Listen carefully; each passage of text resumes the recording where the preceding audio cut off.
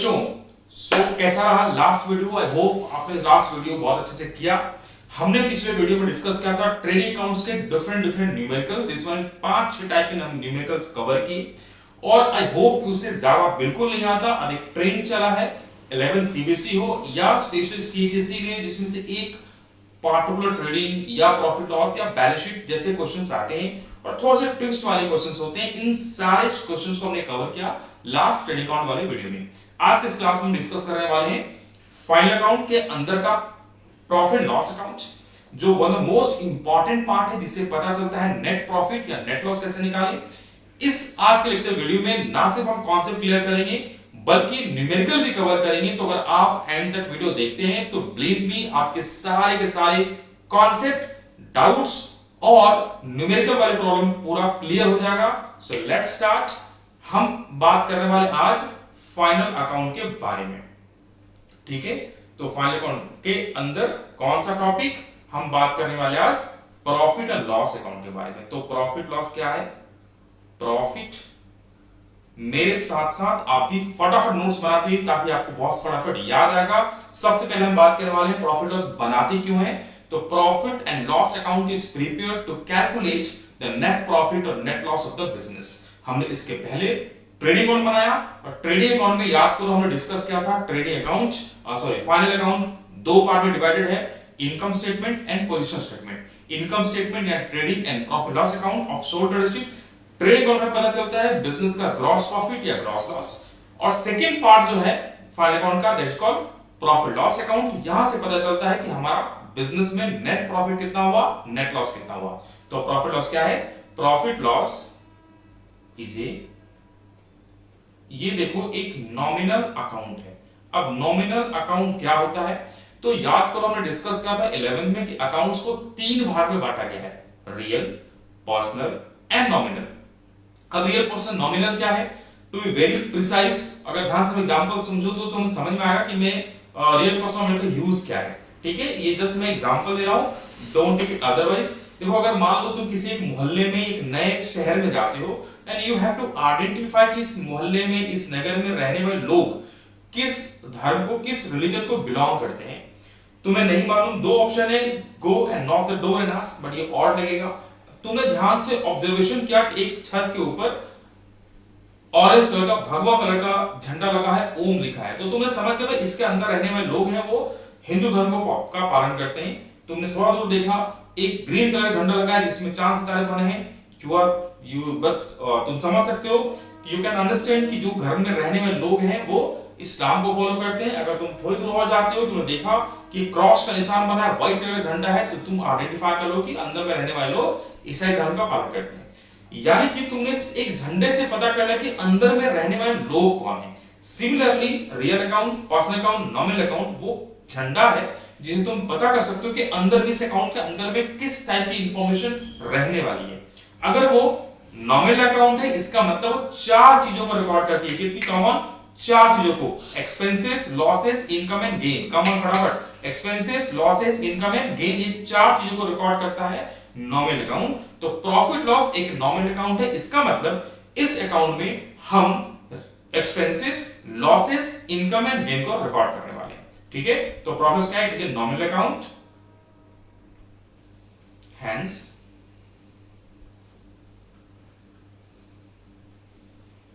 it records all expenses, losses, income and gain. अब all expenses and losses are,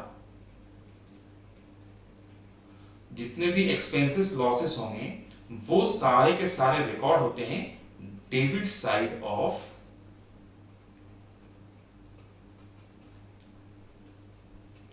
profit and loss account. Similarly all income, gains are recorded in credit side of profit and loss account. अब देखो इसको हम बनाते क्यों हैं, तो it is prepared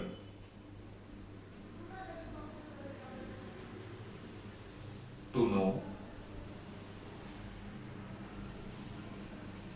net profit और net loss of the business. क्यों बनाते हैं, ताकि बिजनेस में नेट प्रॉफिट कितनी हुई, नेट लॉस कितना हुआ, ये हम पता कर पाए, इसीलिए इसको हम बनाते हैं। चलो मेरे साथ फटाफट नोट्स तुम बनाते रहो, ठीक है।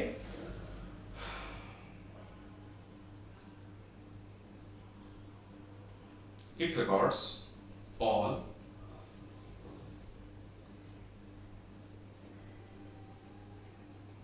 इनडायरेक्ट एक्सपेंसेस, ठीक है। तो this all about profit loss account. अब अगर मैं तुमसे पूछूं कि इसकी नीड क्या है, need of profit and loss account, या जिसको हम ऑब्जेक्टिव ही बोलते हैं, आखिर हम प्रॉफिट लॉस अकाउंट क्यों बनाए।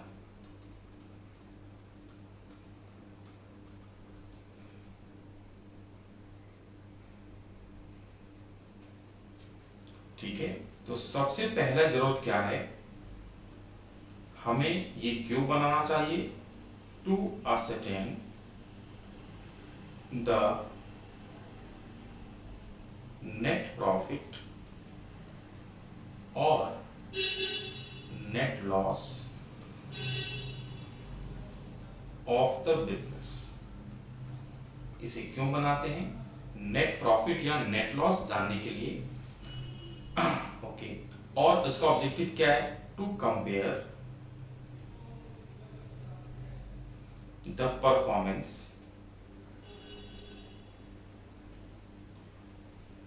फ्रॉम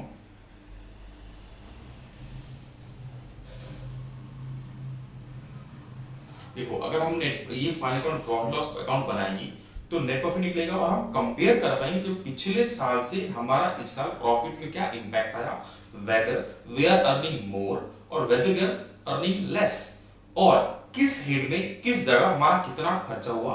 फॉर एग्जांपल सेलिंग में ज्यादा खर्चा हुआ, एडमिनिस्ट्रेटिव ज्यादा खर्चा हो गया, so that accordingly we can take control of the expenses if they are exceeding the budget. So compare करने के लिए हम कर सकते हैं। थर्ड मैंने इसी के साथ बता दिया, टू कंट्रोल एक्सपेंसेस। देखो अगर हम बनाएंगे तो इससे ये पता चलता है किस हेड में हमारे कितने खर्चे हुए। अगर मान लो हमने सेलिंग हेड में बहुत ज्यादा एडवर्टाइजमेंट वगैरह कर दिया, बहुत ज्यादा खर्चा कर दिया, so we can take control of all the expenses. ये तभी संभव है जब तुम ट्रेडिंग पे प्रॉफिट लॉस अकाउंट बनाते हो। बोलते ना, if you can't measure you can't improve. So यहां पर हम मेजर कर रहे हैं हमारे डिफरेंट एक्सपेंसेस को। Okay, next, to assess the income tax. हमें इससे इनकम टैक्स पता चलता है और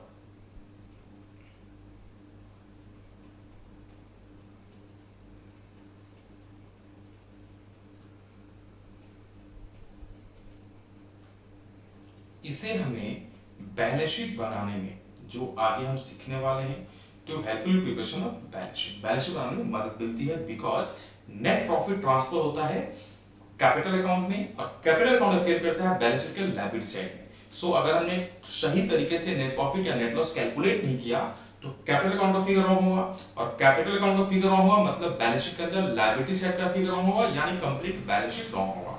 सो ये हमें हेल्प करता है बैलेंस शीट बनाने में।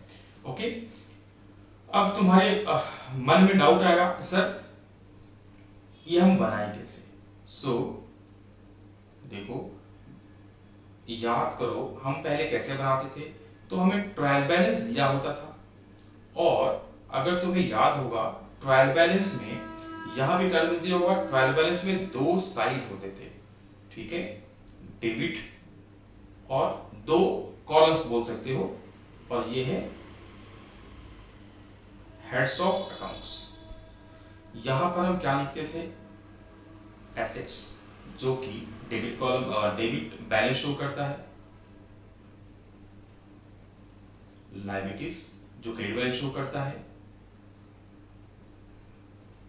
एक्सपेंसेस जो डेबिट बैलेंस शो करेगा, और इनकम जो क्रेडिट बैलेंस शो करेगा। अब याद करो, जितने भी एक्सपेंसेस थे उसको हमने 2 भाग में डिवाइड किया। एक को हमने बोला डायरेक्ट एक्सपेंसेस, और दूसरा है इनडायरेक्ट एक्सपेंसेस। ठीक है, जिसके ऊपर एक सेपरेट वीडियो मैंने बना रखा है, इनडायरेक्ट डायरेक्ट एक्सपेंसेस क्या होता है, वहां से तुम देख सकते हो। इनडायरेक्ट एक्सपेंसेस क्या होता है फिलहाल ये समझ सकते हो, एक्सपेंसेस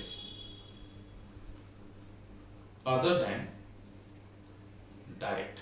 ठीक है, सिंपल मीनिंग है। अब मैं क्यों बता रहा हूं, क्योंकि इसमें only indirect expenses are recorded in profit and loss account. ठीक है, सिर्फ इनडायरेक्ट एक्सपेंसेस रिकॉर्ड होता है। तो एक्सपेंसेस अदर देन डायरेक्ट और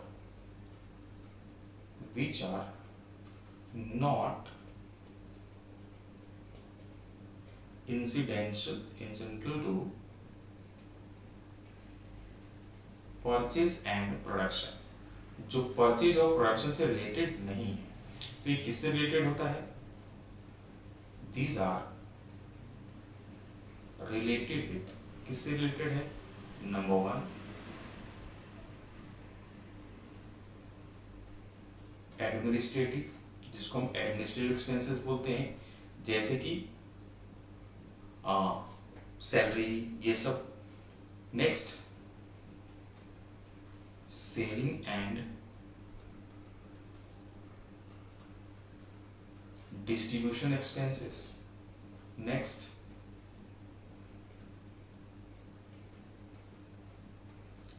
finance expenses, maintenance expenses and losses. ये सारी की सारी चीजें जो हमने अभी डिस्कस की, चाहे वो एडमिनिस्ट्रेटिव एक्सपेंसेस हो, वो सारे एक्सपेंसेस जो ऑफिस से, जो प्लान्स पॉलिसी बनाने से रिलेटेड है, उनको हम बोलते हैं एडमिनिस्ट्रेटिव एक्सपेंसेस। ये रिकॉर्ड होता है प्रॉफिट एंड लॉस अकाउंट में। दूसरा सेलिंग एंड डिस्ट्रीब्यूशन रिकॉर्डेड, जैसे कि एडवर्टीजमेंट हुआ, जैसे कि सेल्समैन सैलरी हो गया, सेल्समैन कमीशन हो गया, डिलीवरी में कमीशन हो गया, उसके शोरूम का रेंट हो गया, ये सारे को हम बोलते हैं सेलिंग एक्सपेंसेस। फाइनेंस एक्सपेंसेस जैसे कि इंटरेस्ट, बैड डेब्ट वगैरह, मेंटेनेंस जैसे कि डेप्रिसिएशन, रिन्यूअल्स, रिपेयर्स, और लॉसेस अगर कोई, ये 5 चीजें रिकॉर्ड होती है कहां पर, प्रॉफिट एंड लॉस अकाउंट के एंड किस साइड में, तो ये सारे के सारे रिकॉर्ड होते हैं डेबिट साइड में। उम्मीद है समझ में आया। वैसे ही जो इनकम है, मैं यहां लिखता हूं, इनकम है, एक होता है डायरेक्ट इनकम, जैसे कि सेल्स, और होते हैं इनडायरेक्ट इनकम, यानी कि अदर देन सेल्स। ये सारी चीजें कहां रिकॉर्ड होती हैं, ये भी रिकॉर्ड होता है credit side of PL. I hope यहां तक मेरी बात समझ में आई। डन।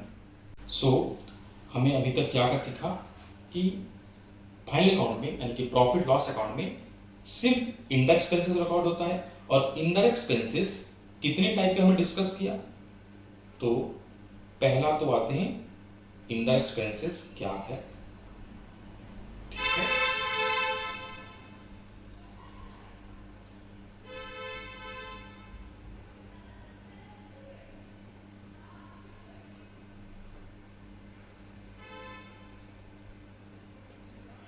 तो all those expenses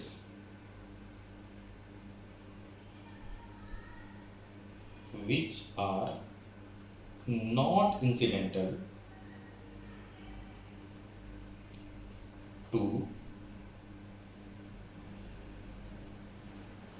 purchase and production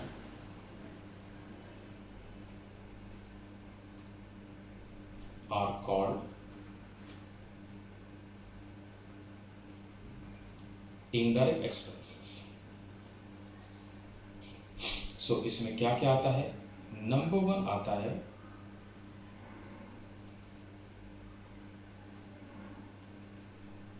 administrative expenses. ये क्या होता है? सो वो सारे खर्चे, all those expenses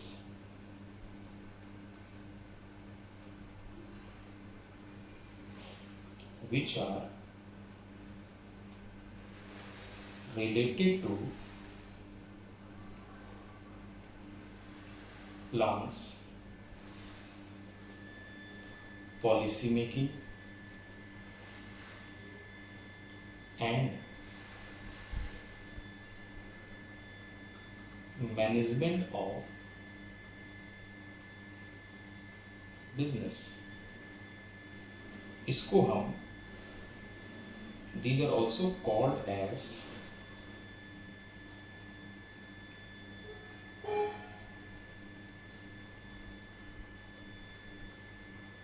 office expenses. Example इसमें क्या आता है? तो इसमें आता है service,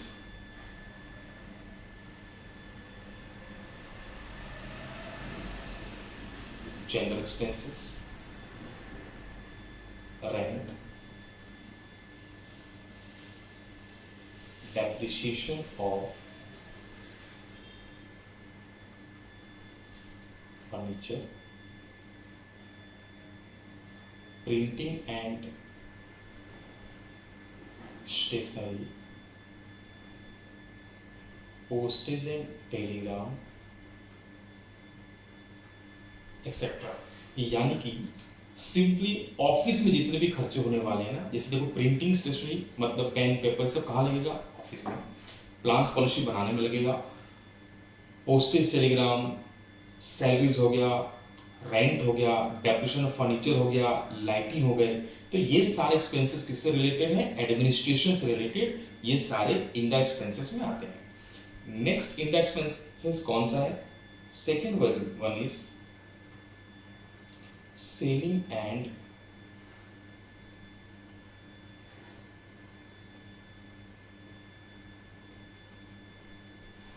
distribution expenses।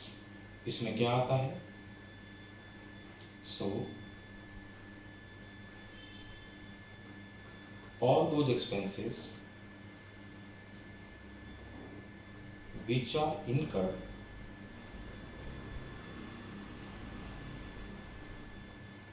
to create demand, जो हमारे प्रोडक्ट का डिमांड क्रिएट करने में लगता है, and also include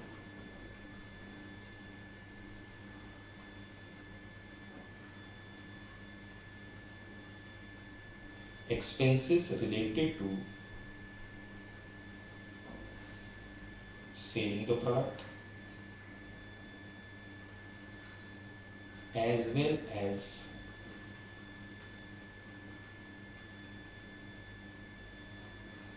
distributing the product। इसमें क्या क्या आएगा? Example advertisement,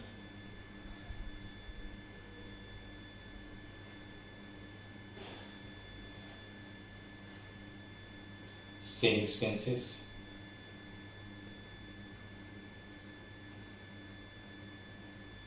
carriage involved, rent of showroom,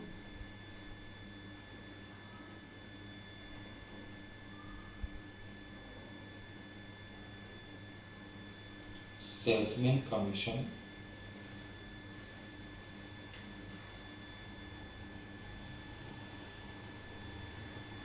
travelers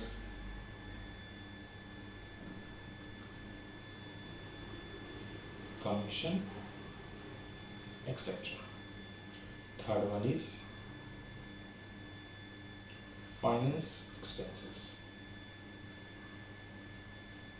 तो क्या होता है फाइनेंस एक्सपेंसेस? देखो, बिजनेस करने के लिए वी नीड फंड्स, है ना। अब फंड रेज करने से रिलेटेड या फंडिंग से रिलेटेड जितने भी खर्चे होंगे they are called finance expenses और फाइनेंस एक्सपेंसेस। जैसे interest on bank loan, interest on any other loans, brokerage commission in raising the loans, processing charges, ये सारे को हम बोलते हैं finance expenses. So all those expenses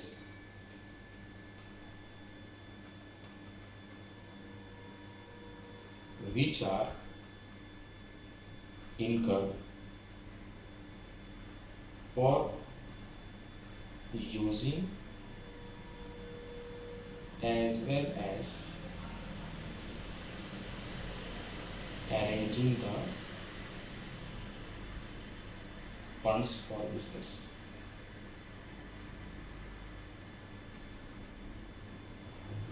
Example: interest on bank loan,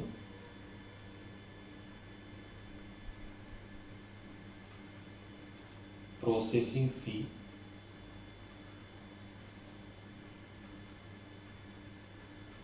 discount allowed, etc.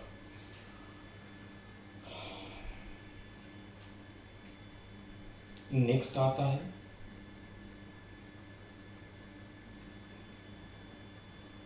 Maintenance expenses. देखो, वो सारे खर्चे जो हमें एसेट्स को मेंटेन करने में लगता है। सो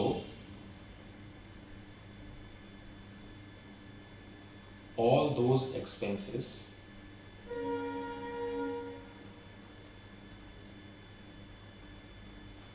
which have been incurred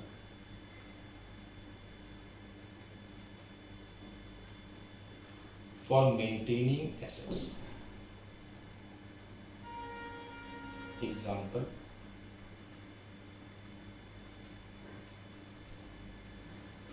depreciation, repairs, renewals, etc.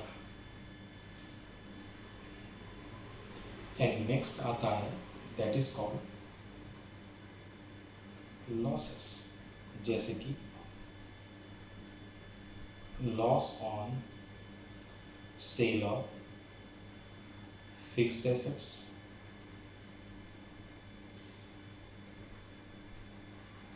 Goods lost by fire, etc. So these are the expenses which are recorded in your profit and loss account की डेबिट साइड। सो अब आते हैं, देखो अभी तक हमने क्या क्या डिस्कस किया कि प्रॉफिट लॉस के डेबिट साइड में क्या क्या रिकॉर्ड होगा, जिसमें बात की कि प्रॉफिट लॉस के डेबिट साइड में 5 चीजें रिकॉर्ड होने वाली हैं। 5 चीजें। Number 1 administrative expenses, selling additional expenses, finance expenses, maintenance of assets या maintenance, and number 5 is losses. So credit side में क्या रिकॉर्ड होगा? तो अब नेक्स्ट आ जाते हैं हम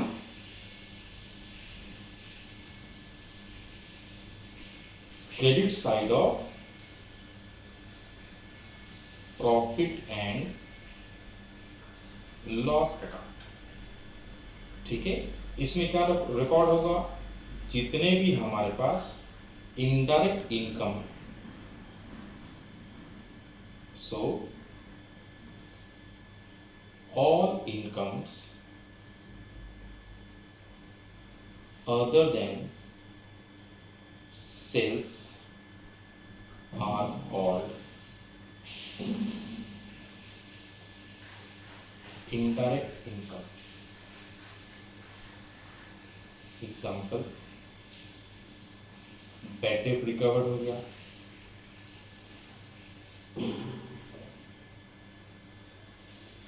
हमें कमीशन मिला,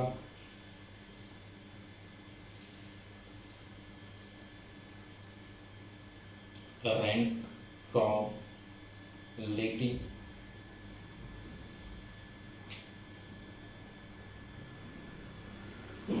इंटरेस्ट रिसीव्ड एक्सेट्रा। सो अब हमने डिस्कस कर लिया कि टोटल एक प्रॉफिट लॉस अकाउंट में एसेट डेबिट साइड में सारे इंडेक्स एक्सपेंसेस आएंगे और क्रेडिट साइड में सारे इनकम इनकम आएंगे। ठीक है, तो इसका कुछ फॉर्मेट कुछ इस तरह से होगा।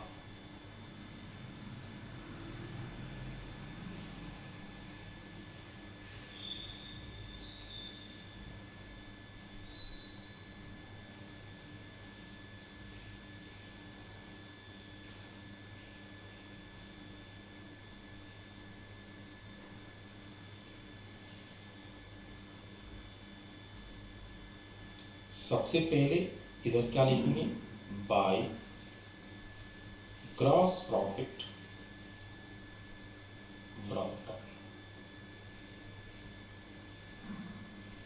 Transfer from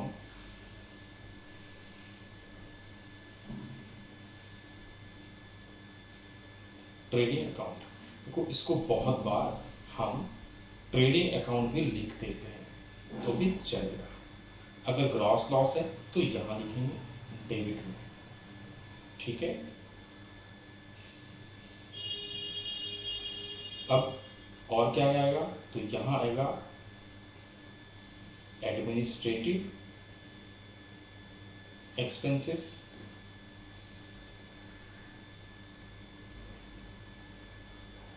selling expenses,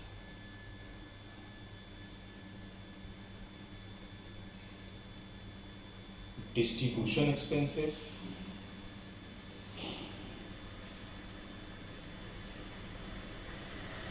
finance expenses,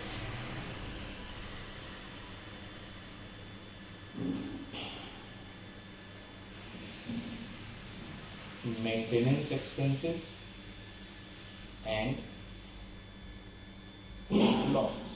इधर में क्या आएगा, सारे इनडायरेक्ट इनकम। ठीक है, जो बैलेंसिंग फिगर बचा, अगर क्रेडिट साइड में बैलेंसिंग फिगर आया, ठीक है, उसको हम बोलते हैं नेट लॉस, और अगर डेबिट साइड में बैलेंसिंग फिगर आया तो उसको हम बोलते हैं नेट प्रॉफिट।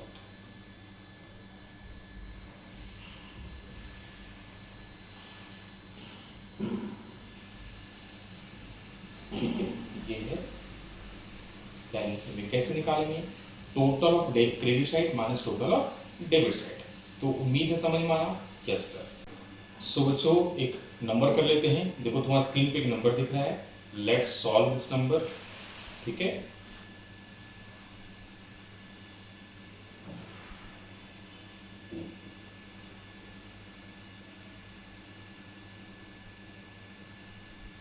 तो ये फॉर्मेट ड्रॉ कर लेंगे। फॉर्मेट याद है ना, मैंने बताया था फॉर्मेट का नाम।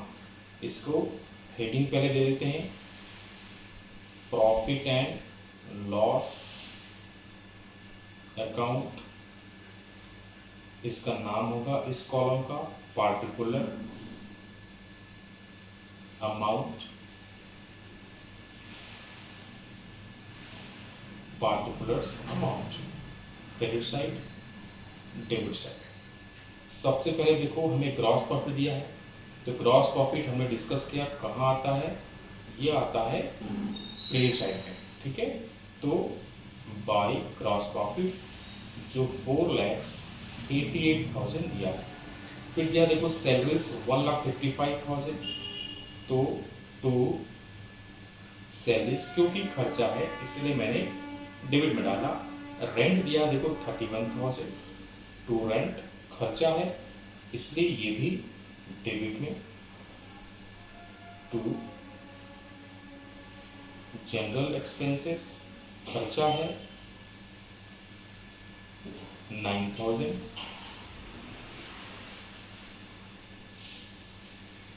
To discount allowed 6,000। अब डिस्काउंट रिसीट इनकम है तो इसे हम डाल देंगे क्रेडिट में। कितना, 12।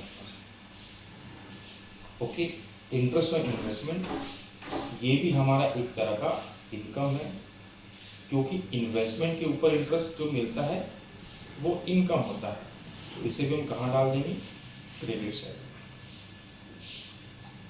ठीक है, फिर टू डेप्रिसिएशन जो कि है 30,000, टू इंश्योरेंस ये है 10,000,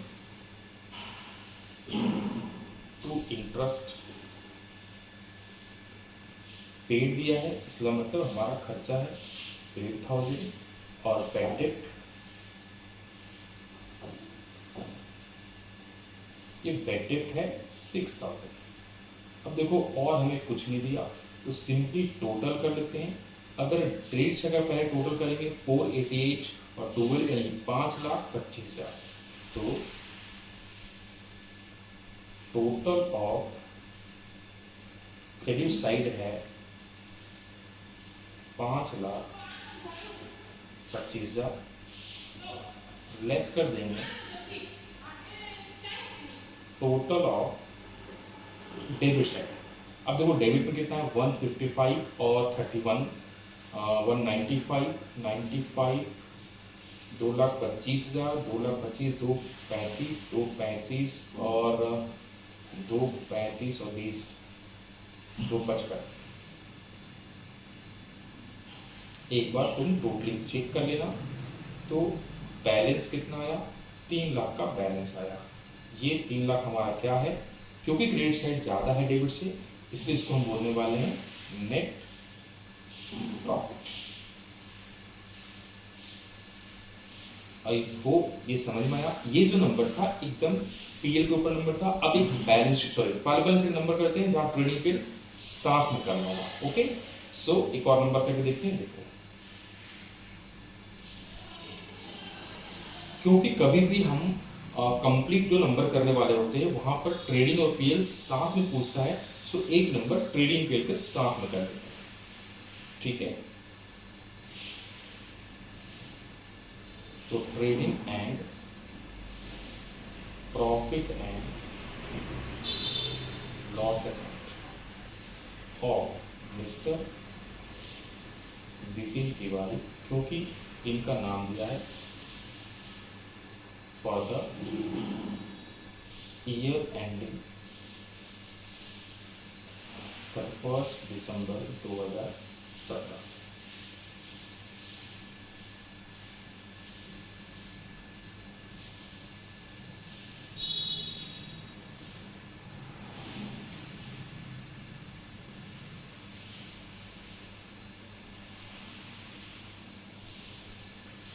हेडिंग क्या होगा, तो ये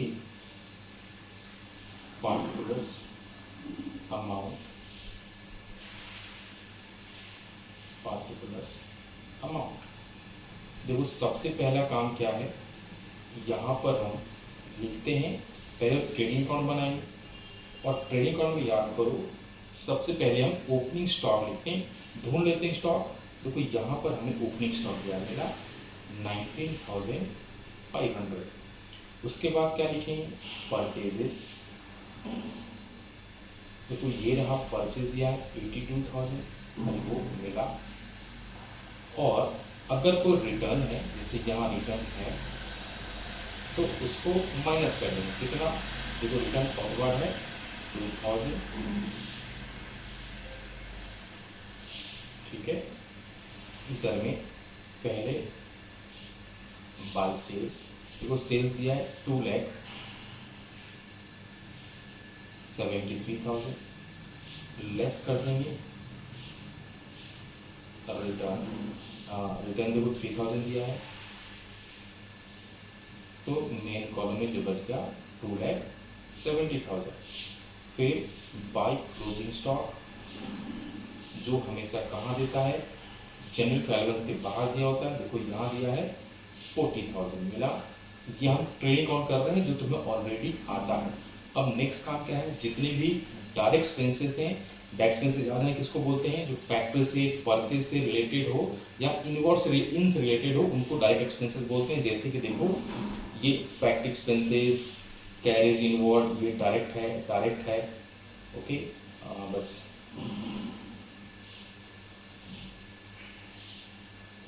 तो 2 factory expenses 13,200, 2 carriage 1,500, that's it. कुछ दिया नहीं है ओके। अब टोटल कर लेते हैं, तो देखोगे तो इधर टोटल दिया है, इधर का टोटल हो गया 3,10,000, तो यहाँ भी 3,10,000 होना चाहिए, है ना। तो total of debit minus total of credit कर देंगे। जो बैलेंसिंग फिगर आया उसको याद करो, हम क्या बोलते हैं, उसको बोलते हैं क्रॉस प्रॉफिट। इधर कितना है 19,500 और 1,500, 21 और 80, 1,02,000, 1,02,000 और 13,200, ठीक है। तो निकलेगा ग्रॉस प्रॉफिट 195,800। उम्मीद है यहाँ तक किसी को डाउट नहीं है, ओके सर, नो डाउट। तो नेक्स्ट आ जाते हैं बाय ग्रॉस प्रॉफिट। देखो यही जो ग्रॉस प्रॉफिट है ना, यहाँ जो निकला था वो अपोजिट साइड में ट्रांसफर हो गया,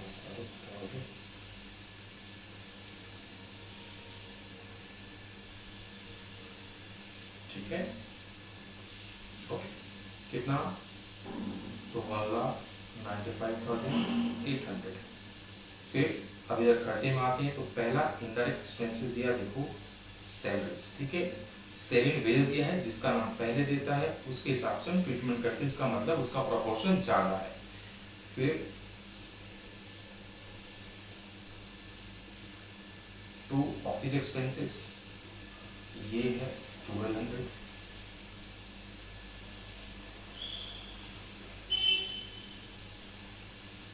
2 मार्केटिंग एक्सपेंसेस 800,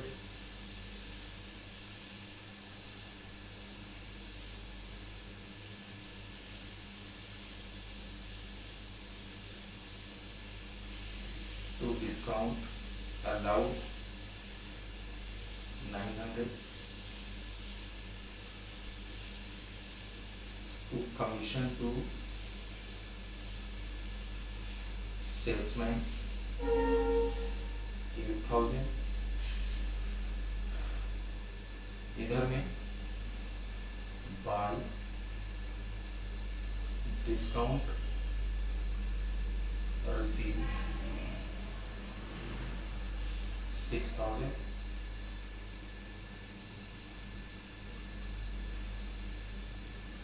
इंटरेस्ट रिसीव्ड, ये उल्टा है ओके। और कुछ नहीं दिया। एक दिया देखो इनकम टैक्स, याद रखना इनकम टैक्स कहीं भी नहीं आता, प्रॉफिट लॉस में भी नहीं आता, कि ट्रेडिंग में भी नहीं आता, बिकॉज इट्स अ ड्रॉ, ठीक है। सो डन, और तो कुछ दिया नहीं है, तो टोटलिंग कर लेते हैं। अब यहाँ देखो टोटल कितना हो गया, तो इधर का टोटल होगा,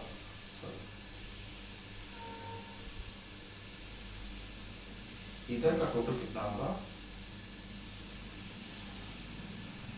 195 प्लस 2,05,800। यहाँ कितना होना चाहिए, जो डिफरेंस आया उसको हम बोलेंगे नेट प्रॉफिट, जो निकला 1,40,900। तो उम्मीद है trading and profit loss account वाला अमाउंट समझ में आया। ऐसे हम प्रॉफिट लॉस अकाउंट बनाते हैं। So that's all for profit loss. Numericals number जो तुम्हें ऐप में मिलेगा, प्रैक्टिस करें। अगर आपको नोट्स चाहिए, हमारे टेलीग्राम चैनल ज्वाइन करें, आपको उसमें कंप्लीट नोट्स पूरे चैप्टर का मिलेगा। So see you all next class. Thank you, bye bye.